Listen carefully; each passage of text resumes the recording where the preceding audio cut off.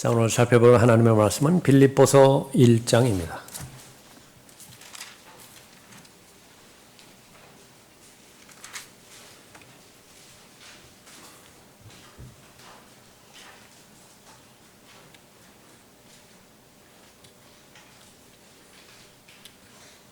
빌립보서 1장 21절부터 26절까지 봐드리겠습니다.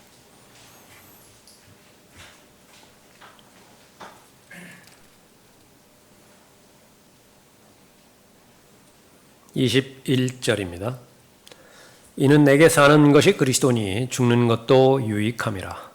그러나 만일 내가 육신으로 산다면 이것은 내 수고의 열매니 무엇을 선택해야 할지 나는 아직 알지 못하노라. 내가 그 둘 사이에 끼어 있으니 내가 떠나서 그리스도와 함께 있을 욕망을 갖는 그것이 훨씬 좋으나 육신에 남아있는 것이 너희를 위하여 더욱 필요하리라. 이런 확신이 있으므로 나는 너희의 믿음의 진보와 기쁨을 위하여 너희 모두와 함께 계속 남아있을 줄 아노라. 이는 내가 너희에게 다시 감으로요 너희의 기쁨이 예수 그리스도 안에서 나로 인하여 더욱 풍성하게 하려는 것이라. 기도하겠습니다. 아버지 하나님, 변함없이 오늘도 가장 최상의 경배드릴 수 있도록 모든 여건 마련해 주심을 감사드립니다. 하나님께서는 외모를 보시는 것이 아니라 마음의 중심을 보시는 분이십니다.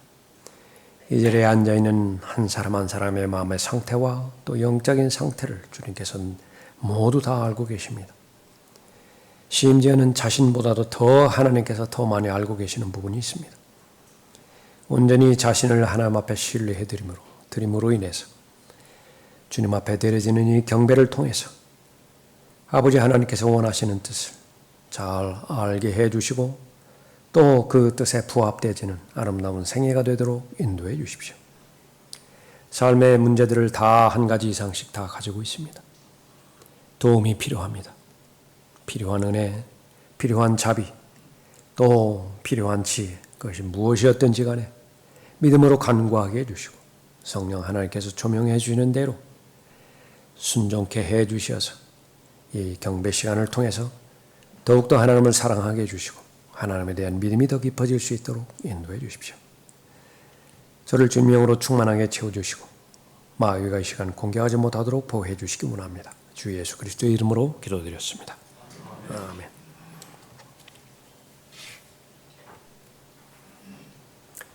이 땅을 살아가는 하늘의 백성의 특징이라고 하는 제목으로 말씀드리겠습니다. 이 땅을 살아가는 하늘의 백성의 특징. 우리가 이 세상을 살아가면서 해야 하는 일들 가운데서 가장 쉬운 일, 그것은 바로 예수 그리스도를 영접하여 하나님의 자녀가 되는 일입니다. 내가 해야 할 일은 아무것도 없기 때문에 그렇죠. 인정하고 받아들이고 믿기만 하면 되는 것입니다. 예수님께서 십자가에 달려서 하나님의 어린 양으로서 죄값을 다 완벽하게 지불하셨습니다. 다 이루었다 말씀하실 때에 죄에 대한 모든 채무관계가 다 해결된 것입니다. 그 예수 그리스도의 희생을 아버지 하나님께서 받아들이신 것을 입증하는 것이 죽은 지 사흘 만에 성경의 예언대로 셋째 날에 부활하신 것이죠. 바로 하나님의 의입니다. 성령 하나님께서 의에 대해서 알려주시기 위해서 오셨을 때에 예수 그리스도는 부활하셔서 거침없이 하나님의 보좌 아버지께로 다가가셨습니다.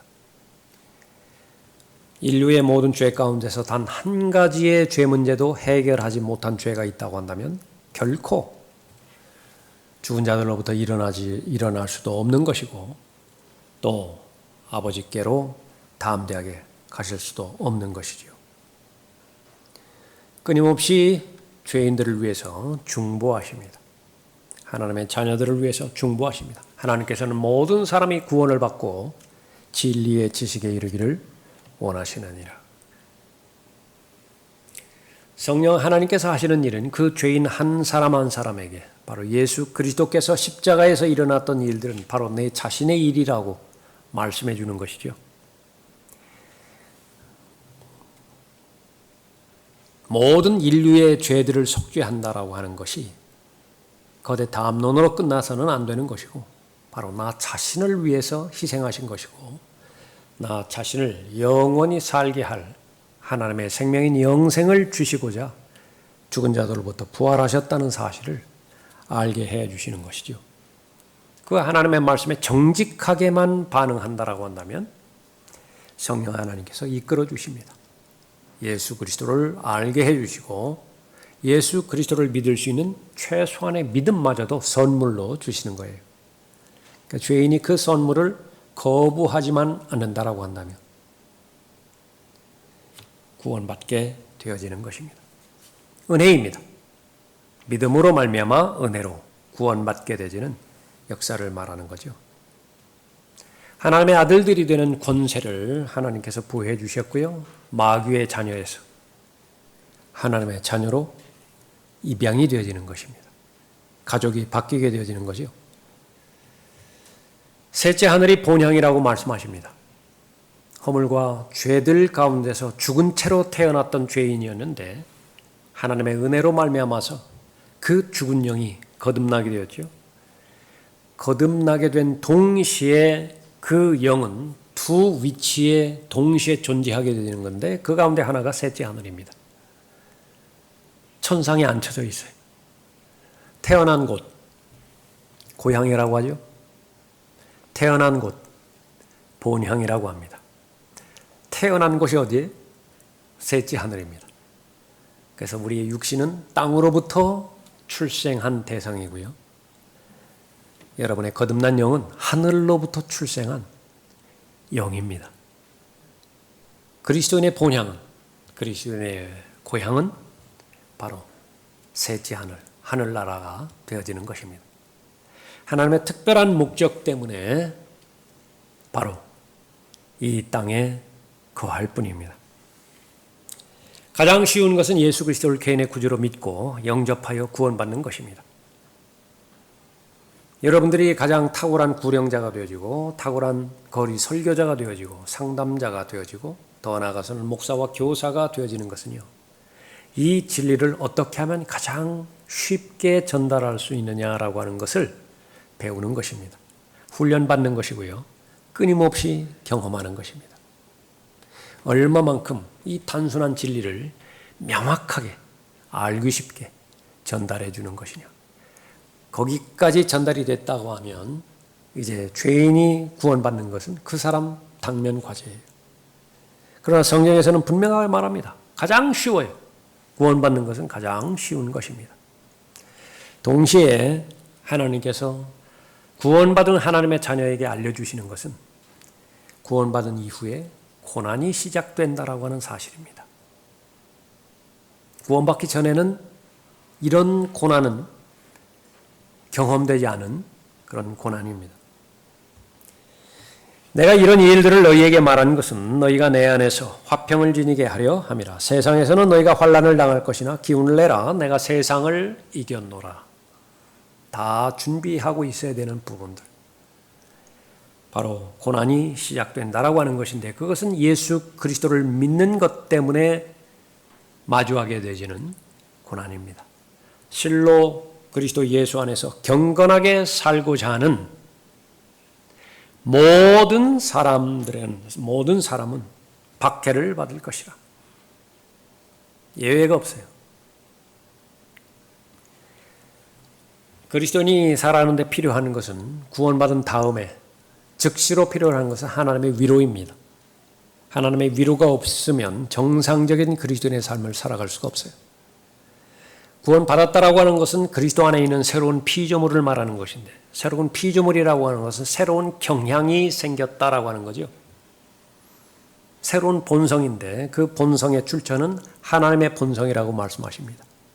하나님의 본성에 참여한 자가 그리스도 안에 있는 새로운 피조물이에요. 그것은 위를 추구합니다. 영원을 추구해요.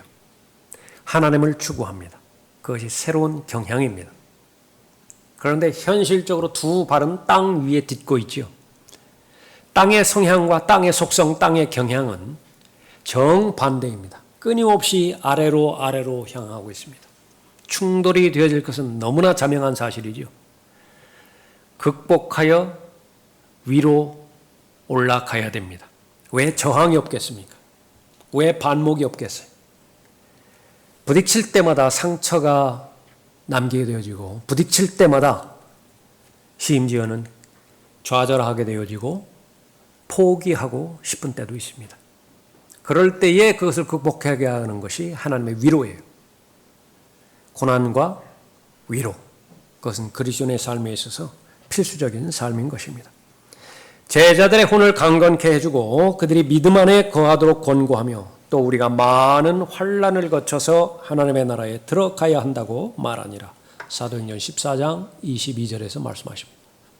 예수 그리스도를 따라가는 제자들, 거기에는 교리가 필요하죠. 많은 가르침이 필요합니다. 목적은 하나입니다. 믿음 안에 거하도록. 믿음으로 승리할 수 있으니까. 믿음으로 하나님에 대한 하나님의 뜻을 실행할 수 있으니까.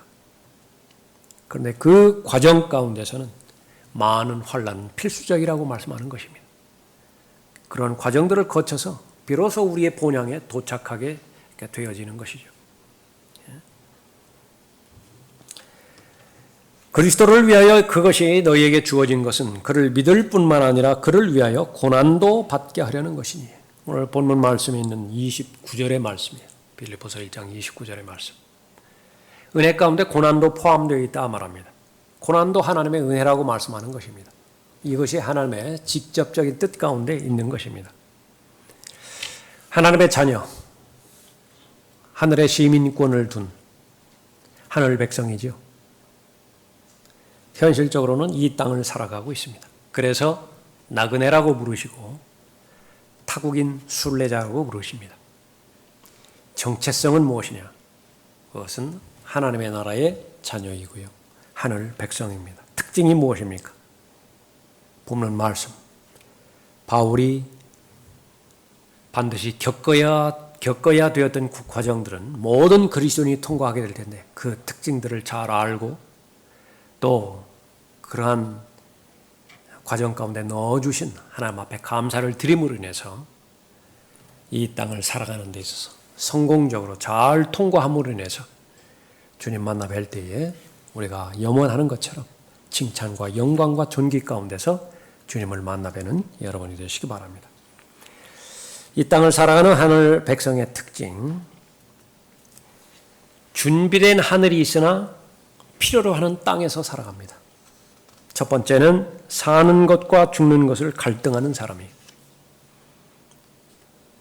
그 사람의 특징은 갈등합니다. 갈등이 특징이라. 21절 보십시오. 이는 내게 사는 것이 그리스도니 죽는 것도 유익함이라. 그러나 만일 내가 육신으로 산다면 이것은 내 수고의 열매니 무엇을 선택해야 할지 나는 알지 못하노라. 내가 그 둘 사이에 끼어 있으니 내가 떠나서 그리스도와 함께 있을 욕망을 갖는 그것이 훨씬 좋으나 육신에 남아있는 것이 너희를 위하여 더욱 필요하리라.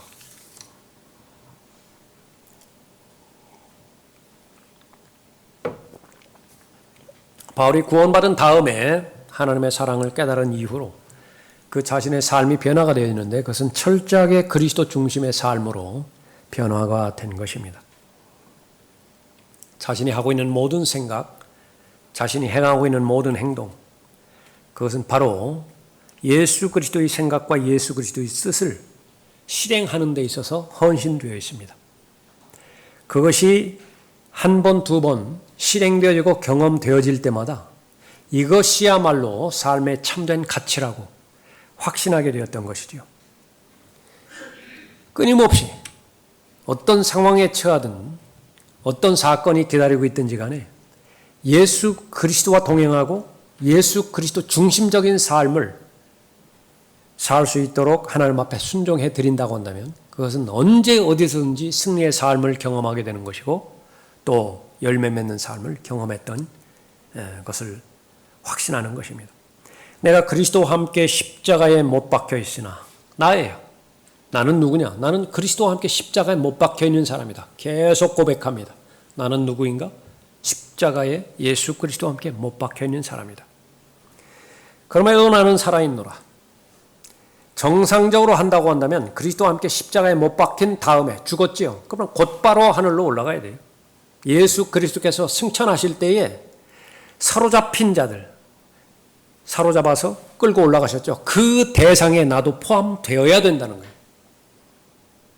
그것이 바로 나였어야 돼요. 그러나 특이하다고요. 머무르게 허용하시는 것입니다. 그럼에도 나는 살아있노라. 나의 현실인 것입니다. 그러나 내가 사는 것이 아니요 그리스도께서 내 안에 사시는 것이라. 내가 이제 육신 안에서 사는 삶은 나를 사랑하시어 나를 위해 자신을 주신 하나님의 아들을 믿는 믿음으로 사는 것이라. 구원받기 전에는요. 무슨 목적으로 살아요? 나의 목적. 자아 실현을 목적으로 해서 살아가는 사람입니다. 돈에 초점이 맞춰진 사람이 있습니까? 그 목적으로 살아간다고요. 돈에는 별 관심이 없어요. 그러나 어떤 특정 쾌락에 중독된 사람이 있습니다. 그것을 계속 추구하면서 살아간다. 병 들어서 육신이 죽든 말든 상관없어요. 분화방이 그 불길 가운데 계산하지 않고 그 불길 속으로 들어가는 것과 똑같습니다. 권세의 욕망이 있습니까? 무엇을 희생하든지 안에 그 권세를, 그 명예를 차지하려고 하는 것입니다. 그 구원받기 이전의 생애가 바로 그 부분이에요. 그러나 분명하게 고백합니다. 그리스도 안에 있는 새로운 피조물로서의 삶의 목표, 그것은 바로 나 중심에서 예수 그리스도 중심으로 옮겨갔다고. 그분이 나를 사랑하셨기 때문이라고 고백합니다. 그분은 나를 사랑하시는 분이고 그 사랑의 표현으로 자신을 주셨어요. 자신이 혼의 속죄제물로 바쳐지셨고 자신의 생명을 나를 영원히 살게 할 목적으로 스스로 내어주셨다고 말씀하셨죠. 그것이 나의 믿음이에요. 믿음으로 사는 것이라 갈라디아서 2장 20절에서 말씀하고 있는 것입니다. 그러한 믿음을 가지고 있는 바울은 가장 커다란 갈등 가운데 지금 놓여 있습니다. 딜레마에 빠져 있어요. 해결이 잘 되지 않을 것입니다. 그러한 믿음의 고백을 했지만 그러나 나에게 당면 과제가 있는데 무엇을 선택해야 할지 나는 아직 알지 못하노라. 뭐 지식이 없어서 모르는 거예요? 답을 모르는 거예요? 이것이 삶의 정체성입니다. 무엇을 선택해야 될지 나는 알지 못하노라. 세상에 계속 남아서 부활의 증인으로서 예수 그리스도를 증거하는 증인이 되거나 아니면 이 몸에서 떠나서 예수 그리스도와 함께 하늘로 돌아갈 수도 있죠. 이미 사도 바울은 고린도후서 12장에서 셋째 하늘이 어떤 곳인지를 경험했습니다. 이미 다 목격했죠. 그러나 다시 현실적으로 이 땅으로 돌아와야만 됐던 것입니다. 그러한 경험을 한 바울이기 때문에 더 갈등, 더 큰 딜레마에 빠져 있던 것입니다. 내가 그 둘 사이에 끼어 있으니 내가 떠나서 그리스도와 함께 있을 욕망을 갖는 그것이 훨씬 좋으나. 자신이 끼어 있다 그렇게 말합니다. 어느 동굴에 들어갔는데 양쪽에 바위가 있습니다. 약간의 틈이 있는데 그 뒤에 무엇이 있는지 호기심 가운데서 머리를 넣었는데 빠지지 않는 경우가 있습니다. 그런 경험은 없는데 여러 번 꿈을 꿔요. 아주 미치겠습니다. 요즘 꿈이 아니에요. 근데 그런 그 경험이 없는데 그런 꿈을 계속 꾼다는 것이 아주 이상했습니다. 그 상황에 끼어있다. 둘 사이에 끼어있다. 이 용례가 사용된 그 몇 가지가 있는데 이게 전쟁 중에 고립된 도시에 해당되어지는 말이기도 했습니다. 전혀 아군으로부터 지원을 받지도 못해요. 모두가 다 포위된 상태에 있습니다. 도움은 절단되어 있는 그런 부분이고요. 초자연적인 방법으로 구출만을 바라야 되는데 그런 상태에 있습니다. 끼어있는 상태예요. 바울의 심정입니다. 두 지점 사이에 협소한 해협에 사용되는 말이기도 합니다. 가장 해류가 빠르게 흐르는 지역이 해협이라고 하죠. 배가 가장 위험스러운 상황입니다.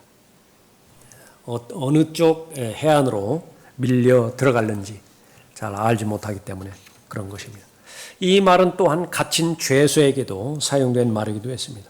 사람은 원하는 대로 다닐 수 있어야 되는데, 자기 뜻대로 행할 수 있어야 되는데 사방이 벽이에요.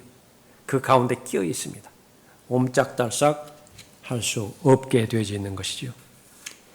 하늘나라의 백성, 이 땅을 살아가고 있는데 이미 하늘나라는 예약이 되어 있습니다. 다 예비되어 있죠. 그곳에 모든 것들은 썩지 않고 더럽혀지지 않고 쇠잔하지 않는 유업이에요. 그러나 현실은 이 땅을 살아가고 있습니다. 그 특징은 갈등하는 사람입니다. 여러분은 갈등하는 사람입니까? 네, 그렇습니다. 사는 것과 죽는 것에 대한 갈등을 하고 있는 사람입니다. 두 번째 특징은 하늘을 열망하는 사람입니다. 여러분이 거듭난 하나님의 자녀라고 한다면 새로운 경향, 그 가운데 하나가 갈망하는 것입니다. 욕망이 있다고요. 열망하는 것이 있는데 그것은 바로 하늘을 열망하는 사람입니다. 23절 보십시오. 내가 그 둘 사이에 끼어 있으니 내가 떠나서 그리스도와 함께 있을 욕망을 갖는 그것이 훨씬 좋으나.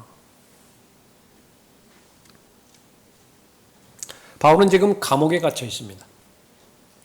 그 당시에 로마 감옥, 가장 험악한 감옥이었고 그 감옥에 들어갔다고 한다면 거의 죽는 것으로 판가름이 날 그런 상황이었습니다. 그 가운데서 바울은 자유를 갈망하고 있습니다. 감옥의 불행으로부터 자유롭고 싶고 또 자신의 계획을 실행하고 싶습니다. 두 개의 감옥이 있는데 하나는 로마 감옥이고 하나는 자신의 육신의 감옥입니다. 육신의 감옥에 갇혔을 때 얼마나 자유를 절규했습니까? 나는 비참한 사람이로다. 누가 이 사망의 몸에서 나를 구해낼 것이냐. 지상의 삶을 살아가는 데 있어서 육신의 죄들의 몸을 벗어버리는 그 순간까지 모두가 다 부르짖는 절규입니다. 벽으로 갇혀있는 감옥에는 들어간 경험은 없지만은 그러나 하루하루가 육신의 죄들의 감옥에 갇혀서 내가 정작 하고자 하는 그 자유를 박탈당하고 하지 못하게 제한된 삶을 살아갈 때 벗어나고 싶죠. 열망이 있습니다. 자유를 열망하는 열망이 있습니다. 그러나 아무리 노예의 신분이라 하더라도 바울처럼 실제적인 험악한 감옥에 갇혀 있다 하더라도 예수 그리스도와 함께 있다라고 한다면 요한복음 8장 44절에서 보장합니다. 거기는 참된 자유가 있는 것입니다. 내가 그 둘 사이에 끼어 있으니 내가 떠나서 그리스도와 함께 있을 욕망을 갖는 그것이 훨씬 좋으나. 떠나다라고 하는 그 표현이 나오죠. 떠나고 싶습니다. 이것은 대단한 열망이에요. 이것도 역시 마찬가지로 몇 가지로 사용된 용례가 있는 것인데 그것은 바로 전쟁에 참여했던 군인들이 전쟁이 종료되고 승리했습니다. 이제는 천막을 거두는 것을 말하는 겁니다. 장막을 거두는 것을 나타내는 그런 설명입니다. 그리스도인의 몸은 모두가 다 장막이라고 말씀하셨죠. 특히 고린도후서 5장에서 말씀하고 있습니다. 장막이 무너질 때가 있다고요. 기다리는 것입니다. 장막이 무너질 때, 장막이 거쳐질 때가 언제인 것인지 기다리는 것입니다. 그렇게 된다고 한다면 이제 무너지지 않을 집에 거하게 되는 것이고 그 상태는 예수 그리스도와 영원히 함께 거하는 것입니다. 우리가 아는 것은 만일 땅에 있는 우리의 장막집이 무너지면 하나님께서 지으신 큰 집, 즉 손으로 짓지 아니한 하늘들에 있는 영원한 집이 있다는 것이라. 비교의 대상이 되겠어요? 여행 중에 비바람 피하기 위해서 최소한의 안전을 위해서 쳐지는 장막하고 견고하게 영원히 서 있는 실제 집하고 비교가 되겠습니까? 그러나 그것을 무한 확장한 것이 땅에서 발견할 수 있는 집과 하늘에서 영원히 하나님께서 지으신 맨션이라고 말씀하셨죠. 저택입니다. 비교가 되어지지 않는 것이죠. 그 사실을 알고 있다 그렇게 말합니다. 누가 알고 있죠? 하늘 백성이. 지금 현재는 어디에 있습니까? 땅을 걸어가고 있어요. 특별한 목적 때문에. 특징이 무엇입니까? 열망이 있어요.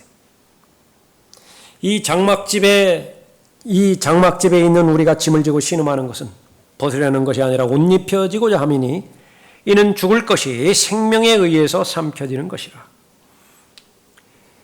죽음에 대한 관조, 그것은 그리스도 안에 있는 새로운 피조물이기 때문에 전혀 다르죠. 구원받기 이전의 죽음에 대한 관조와 구원받은 다음에 죽음을 대하는 마음의 자세, 그것은 다른 것입니다. 죽음이라고 하는 현상이 찾아왔을 때에 장막집이 무너지는 것입니다.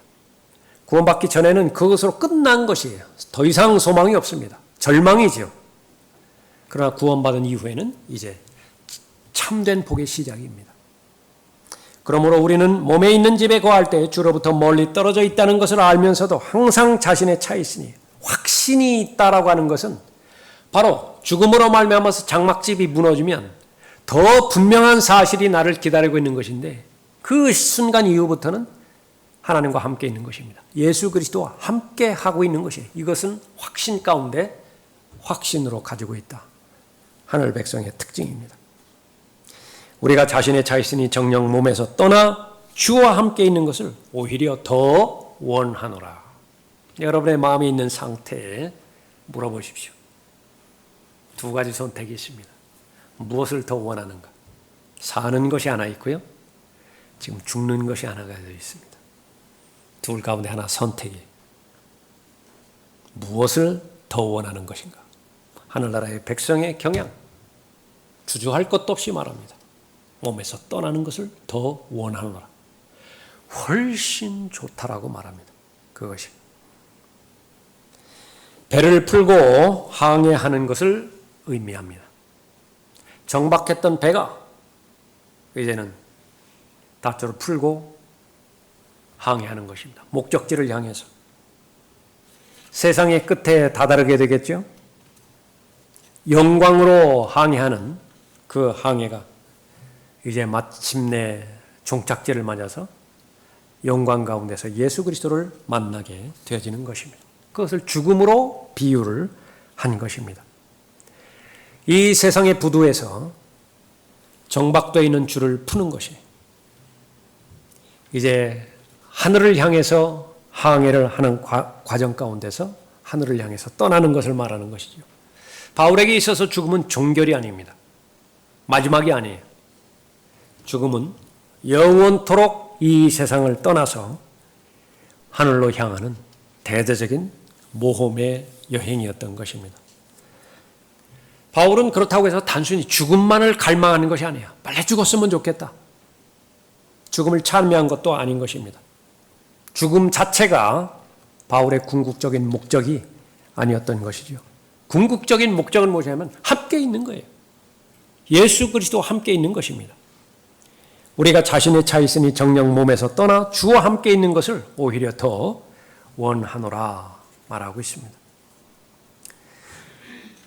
바울이 원했던 것, 열망했던 것, 그것은 주님을 만나기를 열망했던 것입니다.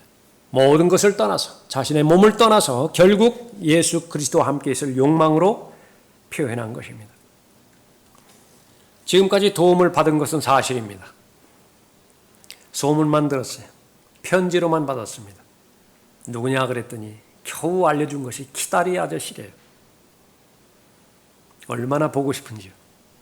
하루라도 빨리 만나고 싶은 거예요. 어린아이들 소설에만 나오는 것이 아니라 정말로 내 삶이 변화가 되어지고 지금까지 이 순간까지 최상의 삶을 살아왔던 것은 하나님의 은혜로밖에 설명할 수 없는 것인데 그 은혜로만 채워진 분, 진리로만 채워진 분, 그분이 바로 주 예수 그리스도시잖아요. 얼마나 만나 뵙기를 원하고 있는 것입니까? 몇 번 우리가 살펴본 그런 내용이지만 지금 나의 상태가 별로 안 좋아요. 영적으로 건강하지가 않습니다. 그래서 지금 이 상태라고 한다면 예수 그리스도를 대면하는 것이 머뭇거릴 수 있습니다. 그것은 내 생각이에요. 그건 내 생각입니다. 그럼에도 불구하고 직접적으로 지금 이 시간에 즉시로 예수 그리스도 만나는 것이 훨씬 좋습니다. 그 믿음을 가지십시오. 내가 아무리 지금 열악한 상황이라 하더라도, 심지어 구원받았는데 마귀 같은 삶을 살고 있다 하더라도 예수 그리스도를 직접 만난다라고 하는 것은 훨씬 좋습니다. 그 사실을 안다라고 한다면 왜 자신의 잘못된 행동을 바로잡지 않겠어요? 이 진리의 말씀이 나에게 용기를 주는 것이고 스스로 격려가 되어서 예수 그리스도의 기다림을 잘 대비하게 되어지는 것이죠. 하늘에 올라가면 성경에 기록된 대로 이 땅에서 볼 수 없었던 수많은 웅장한 광경들,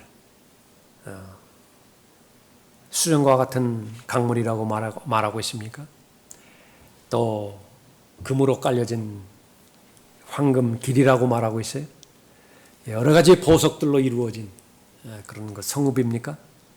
그런 모든 부분들도 나에게 감격이 되지만은, 그러나 정작 예수 그리스도를 만나게 됐을 때에 그러한 모든 것들은 가장 가치 있고 아름답다 하더라도 그것은 바로 부산물에 불과하게 될 것입니다. 이에 내가 보니 보라, 보좌와 그 네 짐승의 한가운데와 장로들의 한가운데 도살당하였던 것 같은 한 어린 양이 서 있는데, 천상에 올라갔을 때에 유일하게 완전체가 아닌 대상이 있는데 바로 못자국 나 있고 창자국 나 있는 도살당하였던 것 같은 어린 양을 발견하게 된다고 말하고 있습니다. 그것이 근거가 되는 거예요. 그분의 보좌를 지날 때마다 그분을 목격하게 될 때 가장 커다란 소리로 찬양하고 가장 마음의 중심을 담아서 경배하게 되는 것입니다. 그때가 되어지면 싸늘한 경배 그런 거 없습니다. 형식적인 경배 그런 것도 없어요. 찾아볼 것이 없습니다. 마음으로 하나님을 사랑한다라고 하는 것이 어떤 것인지 경험하게 될 것이고요. 그 열망이 이루어질 것입니다. 주께서 호령과 천사장의 음성과 하나님의 나팔 소리와 함께 하늘로부터 친히 내려오시리니, 그러면 그리스도 안에서 죽은 자들이 먼저 일어나고 그리고 나서 살아남아 있는 우리도 공중에서 주와 만나기 위하여 그들과 함께 구름 속으로 끌려 올라가리니, 그리하여 우리가 영원히 주와 함께 있으리라. 이 말씀이 위로가 된다고 말씀하시죠. 이러한 말들로 서로 위로하라 말씀하고 있습니다. 하늘나라의 백성 특징 가운데 하나는 열망이 있다라는 것입니다. 욕망이 있어요. 그것은 위에 대한, 하늘에 대한, 셋째 하늘에 대한 열망이라고 말씀하고 있는 것이죠. 그 열망을 방해하고 있는 모든 장애물들은 다 사라져버릴 것입니다. 그리스도로부터 떨어지게 만들므로 인해서 서먹서먹하게 만들고 또 확신을 갖지 못하게 만들었던 모든 죄의 요소들, 불신의 요소들, 그런 것들도 다 사라져버릴 것이, 하나님께서 그들의 눈에서 모든 눈물을 닦아내시며 다시는 사망이나 슬픔이나 울부짖음이 없고 고통 또한 없으리니 이는 이전 것들은 다 사라져버렸음이라고 하더라. 요한계시록 21장 4절 말씀인 것입니다. 그리스도인의 삶은 하루하루가 갈등의 연속이죠. 갈등하지 않습니까? 계속해서 하나님의 생각이 있고 내 육신의 생각이 있고 내 육신의 생각을 마귀의 생각이 충동질하고 원하는 것은 따로 있는데 원치 않는 것들만 행하고 있고 얼마나 처절하고 패배스러운 그런 마음을 계속해서 경험하고 있습니까? 그러나 하늘나라의 백성의 열망이 이루어지는 그때에 그러한 모든 방해 요소는 다 제거가 되어지는 것입니다. 영원히 보내고 싶은 장소, 영원을 함께 하고 싶은 분, 그분과 만나게 되어지는 약속을 가지고 있는 것입니다. 이 땅에서 살아가고 있는 사람들, 그러나 그 사람들이 구원받았다라고 한다면 하나님의 자녀이고 하늘 백성인데 그 하늘은 예비된 장소입니다. 그러나 하나님의 목적에 따라서, 하나님의 뜻에 따라서 잠정적으로 이 땅에 머무는 사람들이죠. 마지막 세 번째 특징, 이 땅에서 빚을 지고 살아가는 사람들입니다. 이 땅에서 빚을 지고 살아가는 사람들입니다. 24절 보십시오. 육신에 남아있는 것이 너희를 위하여 더욱 필요하리라. 이런 확신이 있으므로 나는 너희의 믿음의 진보와 기쁨을 위하여, 두 가지라고요. 믿음의 진보와 기쁨을 위하여 너희 모두와 함께 계속 남아있을 줄 아노라. 그 지긋지긋한 로마 감옥 가운데 계속 머물러 있는 것이 너희 믿음의 진보를 위해서라고 한다면, 너희 기쁨을 위해서라고 한다면 인내하겠다. 26절에 이는 내가 너희에게 다시감으로 너희의 기쁨이 예수 그리스도 안에서 나로 인하여 더욱 풍성하게 하려는 것이라. 바울의 동전의 양면입니다. 바울뿐만 아니라 거듭난 하나님의 자녀들의 양면이에요. 양쪽 면이라고 서로 반대면을 지니고 있는 것입니다. 얼마나 지쳤겠습니까? 여러분이 알고 있는 것처럼 셋째 하늘을 이미 경험한 바울의 입장에서는 평범한 삶을 산다 하더라도 빨리 몸에서 떠나고 싶은 열망으로 가득 차 있습니다. 자살 충동에 늘 걸려있는 사람이라 그렇게 볼 수 있죠. 고린도후서 11장을 본다 하더라도 위험한 곳으로 예수 그리스도를 섬기고 예수 그리스도와 동행하는 데 있어서 위험한 곳이라고 한다면 어느 한 곳도 주저하지 않았습니다. 가장 먼저 달려갔어요. 그것이 가장 복이라고 생각했고 믿었기 때문에 그렇죠. 몸에서 떠나서 예수 그리스도와 함께 있는 것, 그 이상의 최상의 복이 없기 때문에 그런 것입니다. 그러나 지금 지칠 대로 지쳐 있죠. 왜 떠나고 싶지 않겠어요? 왜 예수 그리스도와 함께 하기를 갈망하지 않겠습니까? 그러나 하나님께서 조명해 주신 하나님의 계시 한 영역에는 자신에게 빚이 있다라고 하는 것입니다. 자신은 빚진 자예요. 누구에게 빚진 자이죠? 헬라인에게도 빚진 자예요. 유대인에게도 빚진 자예요. 야만인에게도 빚진 자예요. 모든 죄인들에게 다 빚진 자예요. 그 빚을 갚아야 되어지는 것이죠. 빌립보 교회의 성도들, 바울은 빚진 자로 생각했습니다. 계속 기도했습니다. 성도들 한 사람 한 사람을 놓고 자신이 어려울 때마다 가장 적극적으로 지원해 주었던 빌립보 교회, 어떻게 하면 그 수고들이 헛되지 않게 모두가 다 하나님의 보상으로 연결될 수 있는 것이냐 기도했습니다. 그 사역의 동기가 명료하게 해주십시오. 하나님에 대한 사랑 더 커지게 해주시고 그리스도인 아래 자랑할 것들로 가득 채워질 수 있도록 빌립보 성도들을 복 주십시오. 고린도 교회를 생각했을 때 빚진 자였습니다. 하나님의 은혜의 복음으로 동일하게 세워진 교회였는데 모두가 다 어린아이들이에요. 자기중심적이고 분열만을 일삼고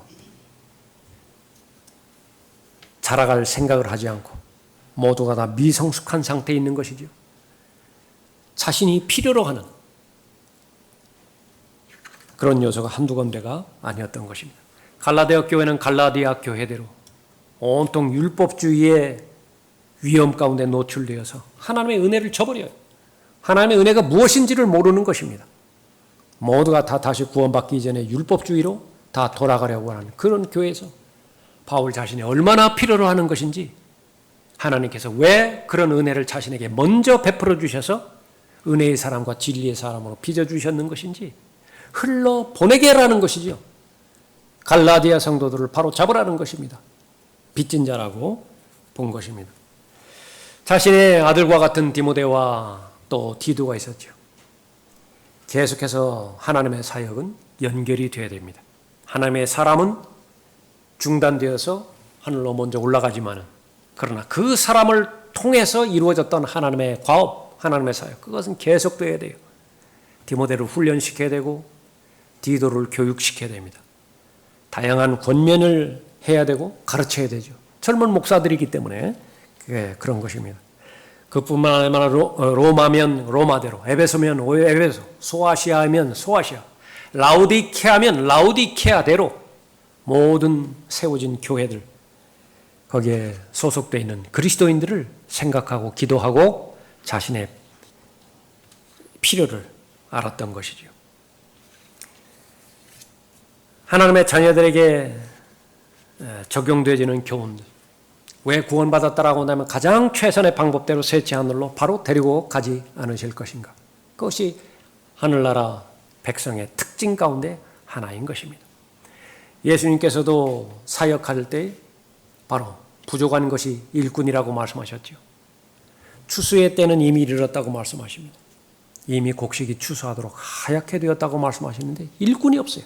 거둬들일 일꾼이 없다고 말하는 것입니다. 구원의 목적 가운데 하나, 바로 하나님의 일에 동역을 하기 위해서 우리를 구원해 주셨죠. 그렇기 때문에 그리스도의 충만하심에 장성한 분량에까지 이르기를 원하셨고 그 목적으로 성령을 내주게 해주셨으며 또 하나님의 진리의 말씀, 성경을 하나님의 자녀들에게 허락해 주신 것이죠. 무엇보다도 우리가 하나님의 은혜를 통해서 부여받은 하나님의 사랑에 빚을 지고 있습니다. 그리스도의 사랑이 우리를 강권하시느니라. 이는 한 사람이 모든 사람을 위하여 죽으면 모든 사람이 죽은 것이라고 우리가 판단하기 때문이라. 그리스도의 사랑이 우리를 강권하시느니라. 빚을 졌다 그 말이죠. 똑같은 말입니다. 감당할 수 없는 그리스도의 사랑으로 말미암아서 내가 그 한 걸음을 내딛지 않을 수가 없는 것입니다. 그 감당할 수 없는 그리스도의 사랑으로 인해서 내가 입을 열어서 그분을 말씀하지 않을 수가 없는 것이에요. 빚진 자라고 말씀하고 있는 것입니다. 그러나 이 모든 부분을 또 의무나 또 채무관계가 아니라 하나님의 자녀 입장에서는 당연히 빚진 자라고 보는 것이지만 그 모든 수고에 대해서 하나님께서는 보상하시는 분이심을 또 우리가 알고 있는 것이지요. 여러분이 가지고 있는 모든 생각들, 그것이 하나님의 뜻 가운데 부합되어지고 성령의 인도함을 받는 생각이라고 한다면 하나님께서 보상해 주시는 것입니다. 여러분의 한 걸음 한 걸음 내딛는 그런 모든 행보들, 수고하는 손길들, 그것이 바로 자기를 부인하고 자기 십자가를 기꺼이 지고 예수 그리스도를 따르는 그런 동기에서 행한 것이라고 한다면 하나님께서 보상해 주시는 것입니다. 바울은 지상에서 필요하다는 사실을 알았고요. 얼마만큼 더 머물러야 되는 것인지 모르지만은 최선을 다해서 이 세상을 살아가야 된다라고 결론을 내렸습니다. 감옥에 얼마만큼 더 있을 것이냐 몰라요. 결국은 거기서 죽을지도 모릅니다. 결국은 또 그렇게 죽기도 했고요. 이후에 신약 서신을 더 기록하기도 했죠. 이후에 믿음을 유지하고 있는, 믿음을 지키고자 하는 성도들을 위해서 보존이 되어 있습니다. 바울의 삶은 처절했습니다. 감옥, 고립된 것이지요. 단절된 것이지요. 친구들도 다 떨어져 나갔습니다. 결국은 예수 그리스도 한 분만을 바라보면서 쓸쓸한 죽음을 맞이했습니다. 바울의 무덤이 어디 있는지도 몰라요. 바울뿐만이겠습니까? 얼마나 많은 신실한 하나님을 사랑했던 성도들, 그 말로가 세상의 기준과는 다르게 그렇게 이 세상을 마감했는지 모르는 것입니다. 여러분 가운데서도 여러분의 앞날이 어떻게 진행될 것인지 아는 사람은 아무도 없습니다. 지금까지 겪었던 고통과 또 역경 고난, 그것이 다시 반복되지 않으리라는 보장이 없어요. 새로운 것이 오지 말라는 보장도 없습니다. 그러나 거기에는 충분한 하나님의 위로가 있고 하나님의 격려가 있고 또 고난을 극복할 수 있는 피할 길과 감당할 수 있는 영적인 역량을 또 허락해 주셨죠. 거기에는 목적이 있기 때문에 그렇습니다. 우리는 모두가 다 복음의 빚진 자입니다. 하나님의 사랑의 빚진 자이고 그렇기 때문에 입을 열어서 부활의 증인으로서의 그 증거의 역할들을 지금까지 충실하게 잘 행해오고 있는 것입니다. 현실적으로 그 역할을 잘 하지 못한다 하더라도 마음에 열망은 품고 있죠. 나도 그래야 되겠다. 나도 부활의 증인으로서의 삶을 잘 살아야 되겠다. 나도 복음에 합당한 삶을 잘 살아야 되겠다. 그런 마음의 결심과 마음의 경향이 있는 것입니다. 그것이 바로 증거예요. 거듭난 하나님의 자녀라고 하는 증거인 것입니다. 그때까지 들림받아 올라갈 그때까지 세상에 현실적으로 살아가야 되는 그것이 바로 현실이기 때문에 기쁨 가운데서 주님을 지금까지 섬겨왔던 것처럼 계속 섬길 것이라고 여러분의 마음에 다짐하십시오. 여러분에게 보장되고 예비된 하늘나라는 절대로 사라지지 않습니다. 그것은 여러분의 것이에요. 다만 얼마나 빨리 그곳에 도착할 것이냐, 조금 머무르다가 도착할 것이냐, 그것만 남아있는데 그것은 하나님의 영역인 것입니다. 여전히 여러분을 사랑하시는 예수 그리스도께서 여러분을 기다리고 계시고, 여러분 여전히 이제 영원히 멸망하지 않을, 무너지지 않을 새 예루살렘이, 여러분의 본향이 여러분을 기다리고 있는 것입니다. 지금까지 인도해 주신 하나님의 은혜에 감사를 드리면서 구체적으로 나는 누구인가? 나는 하늘 백성입니다. 제일 첫 번째로 내 신분이 하늘 백성이에요. 그래서 나의 명함 가운데서는 나그네 타국인 또 순례자라고 하는 그 이름이 거기 적혀 있는 것입니다. 그 특징은 바로 무엇인가? 여러분이 갈등을 겪는 것은 너무나 자연스러운 일이에요. 지상에 남아있는 동안에 여러분의 갈등은 계속될 것입니다. 바울도 똑같은 갈등, 똑같은 딜레마에 빠져 있었기 때문에 그렇죠. 그러나 어떤 상황과 여건에 있든지 가장 죽음의 가장 낮은 골짜기를 통과한다 하더라도 열망이 식어지지는 않습니다. 하늘나라 백성의 그런 특징이기도 합니다. 지금까지 행해왔던 그런 모든 일들, 그런 것들은 바로 사랑의 빚진 자로서, 하나님의 은혜의 빚진 자로서 최선을 다해서 잘 살아온 것이지요. 그 수고에 하나님께서는 보상할 것입니다. 얼마 남지 않았습니다. 들림마다 올라갈 그때까지 여러분의 믿음을 잘 견지하시고, 이 믿음의 삶을 방해하고는 그 방해 요소가 그것이 무엇이었든지 간에 은혜의 보좌 앞으로 나아가서 하나님의 도움을 받아 잘 지속적으로 해결하심으로 인해서 영광과 존귀와 칭찬 가운데서 주님 만나 뵈는 여러분이 되시기 바랍니다. 기도하겠습니다. 아버지 하나님, 하나님의 자녀들에게 복으로 복 주시어서 오늘 이 시간에 이르기까지 최상의 삶, 가장 가치 있는 삶을 살 수 있도록 인도해 주심을 감사를 드립니다. 늘 하나님의 말씀을 통해서 저희들을 알게 하시는 것은 바로 저희들의 정체성입니다. 저희들은 이 세상의 원주민이 아니고 하늘의 시민권을 가진 하늘의 백성입니다. 하나님의 자녀들이고 하나님의 아들들이라고 하는 권세를 부여받은 하나님의 상속자요 그리스도와 함께한 공동 상속자들입니다. 하나님의 특별한 뜻 가운데서 잠시 동안 이 땅을 걸어가고 있는 나그네요 순례자요 타국인이지만 저희들의 본향은 하늘에 있습니다. 그리스도 안에 있는 새로운 피조물로서의 그런 본성을 늘 지니게 해주시고, 그 하나님의 뜻을 실행하고자 하는 그런 열망과 열정과 또 욕망을 늘 마음 가운데 잘 담을 수 있도록 인도하여 주셔서 주님께서 오신 목적대로 예수 그리스도께서 남겨준 발자취를 잘 이루어 드림으로 인해서 예수 그리스도와 같은 모든 동일한 고백을 할 수 있도록, 다 이루었다라고 하는 그런 고백을 할 수 있고, 달려갈 길을 다 마쳤다라고 아름다운 고백을 마치고 주님 만나 뵈는 복된 성도들 되도록 인도해 주시길 원합니다. 주 예수 그리스도 이름으로 기도드렸습니다. 아멘. 다 같이 일어나시겠습니다.